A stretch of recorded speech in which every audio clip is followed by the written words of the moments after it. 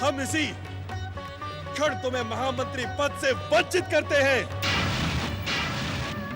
अब तुम महामंत्री नहीं रहे, दंड के पात्र और अपराधी बन गए हो। सैनिकों, देखते क्या हो, इस विद्रोही को बंदी बनाकर कारागृह में डाल दो।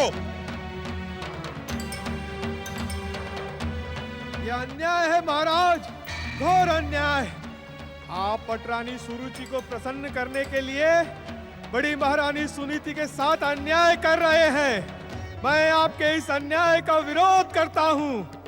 आपको सुनीति पुत्र ध्रुव को उसका अधिकार देना ही पड़ेगा। कंपिला के राज्यसभा सदस्यों, बड़ी महारानी सुनीति के पुत्र और कंपिला के युवराज ध्रुव के प्रति इस अन्याय का आप सब विरोध करें, अन्याय के विरुद्ध विद्रोह करें। ये अन्याय नहीं, न्याय है। जिसका त्याग कर दिया गया हो, उसका पुत्र कैसे युवराज हो सकता है? सैनिकों, इसे ले जाकर कारागार में डालकर महाराज की आज्ञा का पालन करो। ये अन्याय है, घोर अन्याय। ये अन्याय है। ये अन्याय नहीं, न्याय है, न्याय है। महाराज उत्तानपाद, आप महान सम्राट, न्यायवान महाराज मनु के सुपुत्र हैं। आपको यह अन्याय शोभा नहीं देता। तुरंत मुक्त कराएं महामंत्री को। कदापि नहीं, ये परिणाम तुझे भी भोगना पड़ेगा। यदि तूने महाराज के न्याय को चुनौती देने का दुस्साहस किया, तो तुझे इससे भी कठोर दंड दिया जाएगा। मेरी माता को अपने अधिकारों से वंचित करने वाली मेरी विमाता सुरुचि माताश्री आप ही है ना? मैं महाराज उत्तानपाद और कंपिला की पटरानी हूँ, तेरी माताश्री नहीं। आपके कहने मात्र से सत्य असत्य नहीं हो जाएगा माताश्री। आप भी मेरी माता हैं। महाराज के गोद में बैठा हुआ आपका पुत्र मेरा छोटा भाई ही है। पिताश्री, क्या आप मेरे पिता नहीं हैं?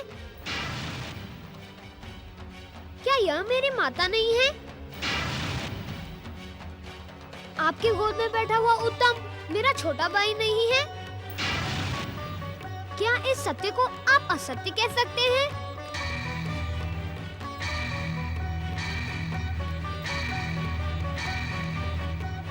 उत्तर दे महाराज, उत्तर दे। ये प्रश्न आपका पुत्र नहीं, अभी तो सारा संसार पूछ रहा है। क्या सम्राट मनु का वंश अब सत्य की निष्ठा और सत्य के पथ पर अडिग नहीं रहेगा? उत्तर दे महाराज, उत्तर दे। आप मौन क्यों हैं महाराज? इस दुष्ट वाचाल बालक को राज्यसभा से निकालकर दंडित करें। मुझे भली भांति ज्ञात है पिताश्री कि कोई पिता अपने पुत्र के प्रति निष्ठुर नहीं होता। मेरी विमाता का क्रोध मुझे मेरे अधिकारों से वंचित नहीं कर सकता। जिस प्रकार आपने अनुज उत्तम को अपनी गोद में बिठाया है, उसी प्रकार मुझे भी अपनी गोद में बिठाकर मुझे अपना अधिकार प्रदान कीजिए। ध्रुव, तुरंत चला जाए यहाँ से, अन्यथा अपने प्राणों से हाथ धो बैठेगा। यदि तुझे महाराज की गोद में बैठने का अधिकार प्राप्त करना है, तो तुझे भी उत्तम के समान मेरी कोख से जन्म लेना होगा। मेरी माता भी आपसे पहले महाराज की प्रिय पटरानी थी। आपको पटरानी बनाने के लिए मेरी महान माता ने जो त्याग किया, आप उसको भूल गई? छोटा मुंह बड़ी बात ना कर मूढ़ बुद्धि। अभागे बालक, जा, लौट जा यहाँ से। यदि तू अभागा ना होता, तो तेरी माता को इस राजमहल से बहिष्कृत न होना पड़ता और तेरा जन्म वन के किसी अज्ञात कोने में ना होता। मेरे जन्म की कथा दोहराकर आपको कुछ भी नहीं मिलेगा माताश्री। हर समय एक सा नहीं रहता। भगवान विष्णु की कृपा से अब वो समय आ गया है जब मुझे मेरा अधिकार प्राप्त होगा। ध्रुव, तुम्हें हमारी गोद में बैठने का अधिकार कदापि प्राप्त नहीं होगा। चले जाओ यहाँ से। आपसे मुझे ये आशा नहीं थी पिताश्री, परंतु ऐसा प्रतीत होता है कि भगवान विष्णु की कृपा अभी भी मुझसे दूर है। अभी मुझे और भी कठिन परीक्षाएं देने शेष हैं। तेरा और तेरी माता का सारा जीवन कठोर परीक्षा देते देते ही बीत जाएगा। धैर्य और परीक्षा का फल सदा सुंदर होता है। न्यायवान सम्राट मनु का पुत्र मेरे पिताश्री महाराज उत्तानपाद को यदि मेरे प्रति हुए अन्याय पर कोई दुख नहीं है, तो मैं प्रतिज्ञा करता हूँ कि जो न्याय मुझे मेरे पिताश्री से नहीं मिला, वो मुझे भगवान विष्णु से अवश्य प्राप्त होगा। प्रणाम पिताश्री, प्रणाम माताश्री। यशस्वी बनो अनुजतम। जय श्री हरि।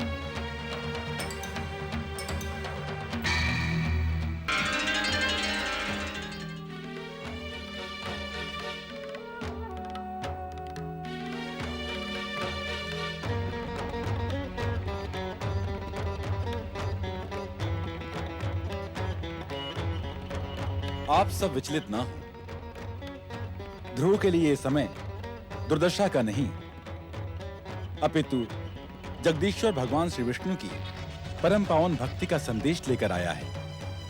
भगवान श्री विष्णु की ऐसी परीक्षाओं के उपरांत ही बालक ध्रुव सच्चे भक्ति मार्ग को प्रेरित होगा। नारायण नारायण। क्या आप सब बालक ध्रुव के साथ हुई दुखद घटना के विषय में ही चर्चा कर रहे थे सप्तऋषियों? हाँ देवर्षि, आप तो भगवान विष्णु के परम भक्त हैं। प्रभु इच्छा होती तो बालक ध्रुव को न्याय अवश्य प्राप्त हो जाता। वे क्षण मात्र में उत्तानपाद का हृदय परिवर्तित कर सकते थे, किंतु उन्होंने कोमल बालक ध्रुव को और घोर कष्टों में धकेल दिया। देवर्षि, क्या अब ध्रुव अपनी माता के पास लौटकर जाएगा? नारायण नारायण। प्रभु की लीला तो प्रभु ही जाने, परंतु मैं जगदीश्वर भगवान विष्णु से विनती अवश्य करूंगा कि वो बालक ध्रुव और उसकी निर्दोष माता सुनीति पर दया अवश्य करें।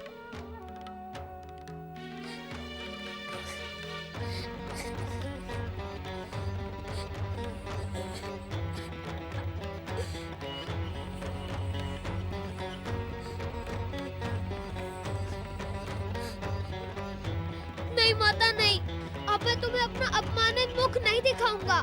तुम मेरे अपमान की करुण कथा सुनकर और भी दुखी हो जाओगी। नारायण नारायण। ध्रुव का निर्णय सुन लिया आप सब लोगों ने? देवर्षि, इस भयंकर अपमान से आहत होकर कहीं ध्रुव धैर्य धारण करें और देखें।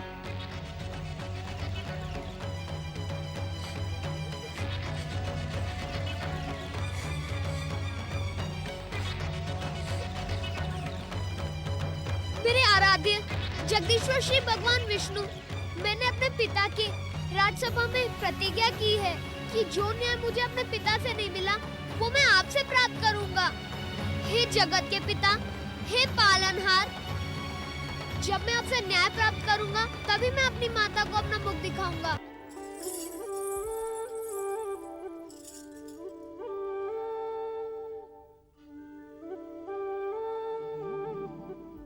महादेवी, जिस दृश्य को देखकर तुम उदास हो, वही दृश्य योग निद्रा में हम भी देख रहे थे। त्रिलोकीनाथ, ये देखकर भी आपने अपने परम भक्त ध्रुव की कोई सहायता नहीं की। सहायता से ध्रुव की भक्ति की महिमा खंडित हो जाती महादेवी। ध्रुव का दृढ़ निश्चय उसके मन में उभर ही नहीं पाता, और उसे जिस अंतिम लक्ष्य पर पहुंचना है, वो उससे और अधिक दूर हो जाता। किंतु प्रभु, इस समय जो ध्रुव के साथ अन्याय हुआ है, उसके उत्तरदायी उत्तानपाद नहीं, सूर्यपुत्र शनिदेव हैं। ये सत्य हमें भली भांति ज्ञात है महादेवी। शनिदेव की कुदृष्टि के प्रभाव के कारण उत्तानपाद ने ध्रुव के साथ घोर अन्याय किया है। ये ज्ञात होने पर भी आप शांत कैसे हैं प्रभु? महादेवी, इस संसार में जो कुछ भी घटता है, वो घटना क्रम के नियमानुसार ही घटता है। राजसभा में प्रकट होकर अपनी कुदृष्टि से सभी को भ्रमित करने वाले शनिदेव को भी हमारी ही प्रेरणा प्राप्त थी। ये आप क्या कह रहे हैं प्रभु? महादेवी, चकित होने की आवश्यकता नहीं है। शनिदेव भी हमारी ही सृष्टि के एक अंग हैं। किंतु आपको ऐसी क्या आवश्यकता पड़ गई कि आपने शनिदेव को भ्रमित करने की प्रेरणा दी? महादेवी, मेरी प्रेरणा से शनिदेव ने अपनी कुदृष्टि से भ्रम का जो कुचक्र चलाया था, उसका उद्देश्य ध्रुव की सहायता करना ही था। ध्रुव की सहायता? हाँ महादेवी, शनिदेव की कुदृष्टि से भ्रमित होने के कारण ही अब ध्रुव दृढ़ निश्चय कर सका है। अब उसके जीवन का प्रत्येक क्षण अडिग होकर हमारी पूर्ण भक्ति को समर्पित हो जाएगा, जिससे उसे उसका निर्धारित लक्ष्य प्राप्त होगा। नारायण नारायण। देवर्षि, हमें भली भांति ज्ञात है कि आप भी वही व्यथा लेकर प्रकट हुए हैं जो अभी-अभी महादेवी लक्ष्मी ने प्रकट की है। नारायण नारायण। प्रभु, हे भक्तवत्सल, हे दया के सागर, हे कृपा निधान, अबोध बालक ध्रुव और उसकी निर्दोष माता सुनीति पर कृपा करें। देवर्षि, जब तब व्रत का मार्ग ऐसी ही व्यथाओं और वेदनाओं से होकर जाता है, किंतु पूर्णतः के पश्चात जब तब व्रत के मार्ग पर चलने वाले साधक को जो परम सुख और चरम शांति प्राप्त होती है, उसका उल्लेख किसी के लिए भी शब्दों में व्यक्त करना असंभव है। प्रभु, मैं मानता हूं कि ध्रुव एक असाधारण दृढ़ निश्चयी बालक है, किंतु वो है तो बालक ही। शनिदेव द्वारा विस्तारित होने वाले भ्रम और निर्दयी व्यवहार के कारण वो भटक भी तो सकता है। देवर्षि, आप भागवत भक्ति के प्रचारक और भक्त शिरोमणि हैं। इस कारण ध्रुव को भ्रमित होने से बचाने का उत्तरदायित्व हम आपको सौंपते हैं। नारायण नारायण। प्रभु, आपका निर्देश और कृपा पाकर इस दिनहीन नारद का जीवन धन्य हो गया। नारद को उसकी भक्ति की सौगंध प्रभु, वो ध्रुव को भ्रमित कदापि नहीं होने देगा। नारायण नारायण।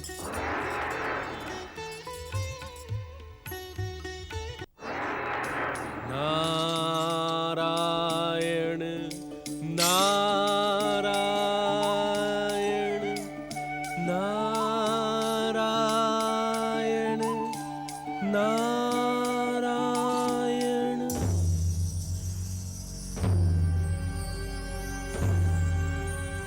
नारायण नारायण।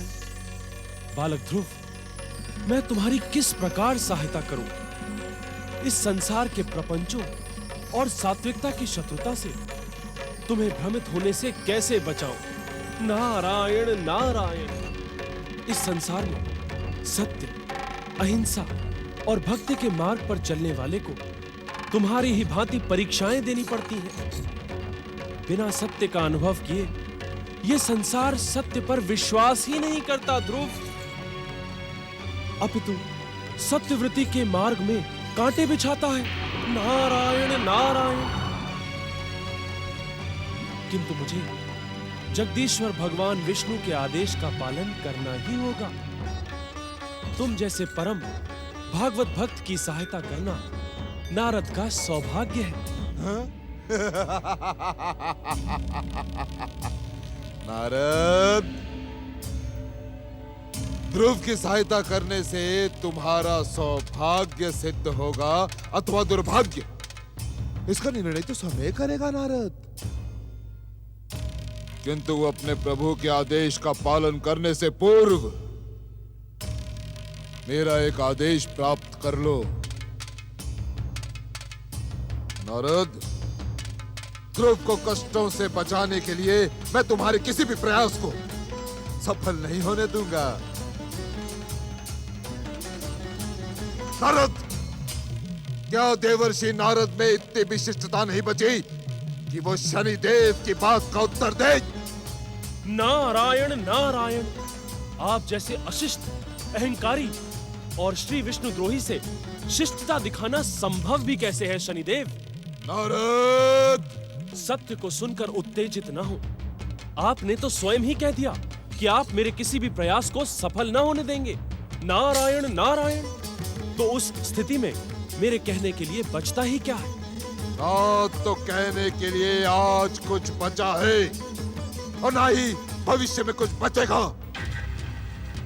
इस संसार की विध्वंसक, विनाशक, भयानक और मारक कुदृष्टि के स्वामी शनिदेव किसी भी विष्णु भक्त को कुछ कहने के योग्य ही नहीं रहने देंगे।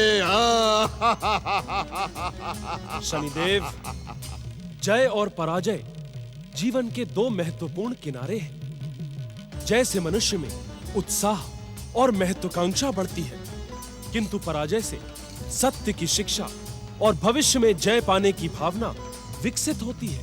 नारद, तुम किसकी जय पराजय की बात कर रहे हो? नारायण नारायण, शनिदेव, यहाँ पर हमारे और आपके अतिरिक्त और कोई भी नहीं है। मैं आप ही की बात कर रहा हूँ। अर्थात? नारायण नारायण, शनिदेव, जिन विध्वंसक, विनाशक, भयानक और मारक शक्तियों का भय आप संसार को दिखाते हैं, उनका प्रदर्शन मैंने जगदीश्वर भगवान विष्णु के अमोघ के सम्मुख देख लिया। उस पराजय से शिक्षा लें और भविष्य में सत्य के पथ पर चलकर बिना किसी को पीड़ित किए विजय की भावना विकसित करें। आपका कल्याण होगा। नारद, मुझे चुनौती देने का दुस्साहस ना करो नारद, ना। नारायण नारायण, शनिदेव, ये दीनहीन नारद हाथों में वीणा और खड़ताल बजाने वाला भला किसी को क्या चुनौती दे सकता है? अब आप मेरे सद परामर्श को यदि चुनौती मान लें, तो मैं आपकी क्या सहायता कर सकता हूं? नारद, भाग्य विधाता शनिदेव को अपने किसी भी अभियान में किसी की सहायता की आवश्यकता नहीं है। तुम इसी प्रकार दीनहीन बने रहो नारद, दीनहीन। हम तुम पर अवश्य कृपा करेंगे, किंतु ये ध्रुव हमारे कुदृष्टि के प्रहार से सुरक्षित नहीं बचेगा, कदापि नहीं। नारायण नारायण, शनिदेव, आप अपना प्रयास करें और मैं अपने स्वामी जगदीश्वर भगवान विष्णु के आदेश का पालन करते हुए अपना प्रयास करता हूं। और प्रभु कृपा से मुझे पूर्ण विश्वास है कि मैं ध्रुव का उचित मार्गदर्शन करूंगा। तू क्या मार्गदर्शन करेगा नारद? तू क्या करेगा? क्या तूने ध्रुव के मार्ग पर हमारे कुदृष्टि का प्रभाव नहीं देखा नारद?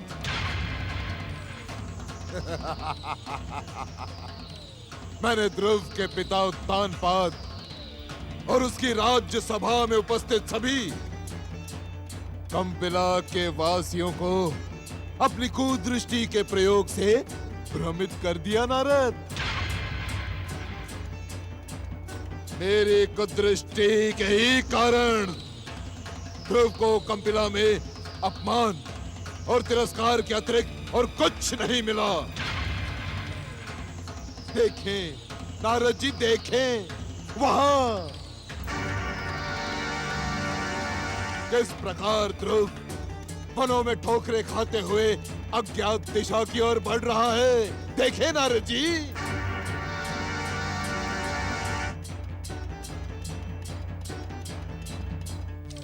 नारायण नारायण, शनिदेव, भक्ति की दिशा में बढ़ने वाले का मार्ग कभी अज्ञात हो ही नहीं सकता, क्योंकि इस संसार के प्रारंभ और अंत का एकमात्र मार्ग जगदीश्वर भगवान विष्णु है। इस कारण सत्य, धर्म, अहिंसा और भक्ति का प्रत्येक मार्ग उन्हीं से प्रारंभ होकर अंत में उन्हीं जगत पालक में विलीन हो जाता है। नारायण नारायण।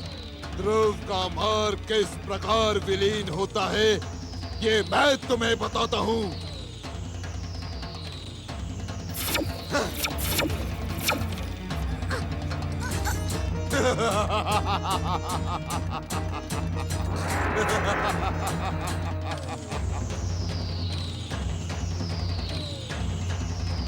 नरक, तुम मेरा पान करने का अवसर कभी नहीं छोड़ते। अमोघ के प्रहार से आहत मेरा ये चरण तुम्हारी और मेरी शत्रुता का भयंकर प्रतीक है। आज भी तुमने मेरा भयंकर अपमान किया। इसका परिणाम इस ध्रुव और उस विष्णु को भुगतना ही होगा। नारद, सुना तुमने।